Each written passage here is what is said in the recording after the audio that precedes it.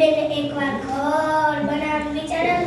તાજી જંગલમાં જઈને રસ્તામાંથી બેસી ગયા. તે માલના ગાડાની રાહ જોઈ.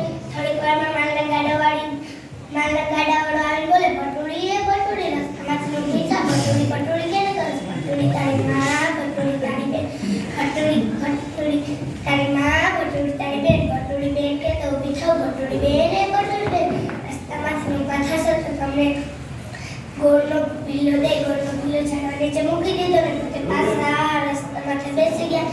તે માલના ગાડાની રાહ જોઈ. થોડીક વારમાં શેરડીના ગાડાવાળો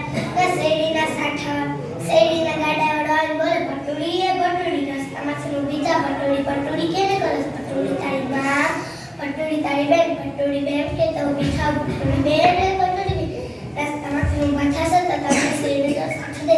શેરડીનો સાથ ઝાડવા નીચે મૂકી દીધો ને તે પાછા બેસી ગયા. તે માલના ગાડાની રાહ જોઈ.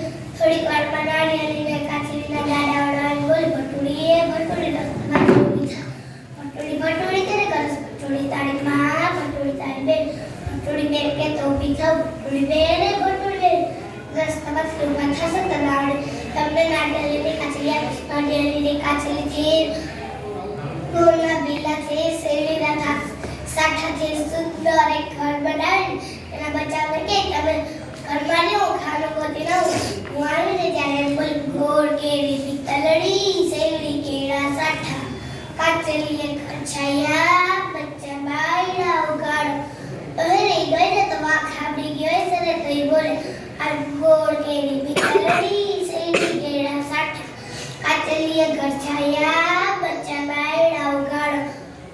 તો એને ભટુડું કે તમે મારી બા નથી, મારી બાનો અવાજ તો મીઠો મીઠો, તમારો અવાજ તો જો તો એ વહી ગયો ને પાક પછી મધ ખાઈને આવ્યો ને એનો અવાજ મીઠો થઈ ગયો. તો ત્યાં બોલે, ગોળ કેરી પિત્તળડી, શેરડી કેળા સાઠા, કાચરીએ ખર્ચાયા, બચ્ચા બાયડા ઉગાડો. તો ચાર ભટુડા પછી એક ભટુડું પાકું હતું ને તો એને બાયડા નીચે જોયું ને એ વાઘને કે તમે મારી બા નથી, મારી બાના પગ તો ધોળા ધોળા, તમારા પગ તો કાળા કાળા.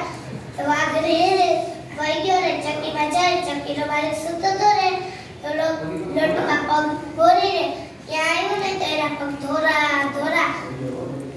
ત્યાં બોલે, ગોળ કેરી પિત્તળડી, શેરડી કેળા સાઠા, કાચરીએ ખર્ચાયા, બચ્ચા બાયડા ઉગાડો.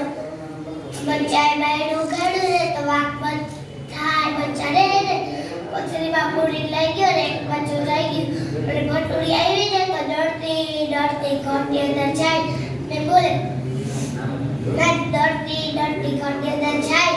એને ભટુડું રોતું આવ્યું કે મમ્મી મમ્મી મારા ભાઈને એને વાઘ લઈ ગયો. તો એ બે ગોતવા જાય ને આમ જાય એને વાઘને ખેવી ભાર લાગ્યો છે તો ઝાડવા નીચે સૂઈ ગયો. તો ભટુડી રહે ને વાઘ બળ્યો ને તો ઈતા સૂતો તો ને થેલી ની અંદરથી ભટુડા બાયડે કાઢ્યા ને એમાં પાડા પૂરી દીધા. ને ભટુડી રહે ના ભટુડાઓ રહે ને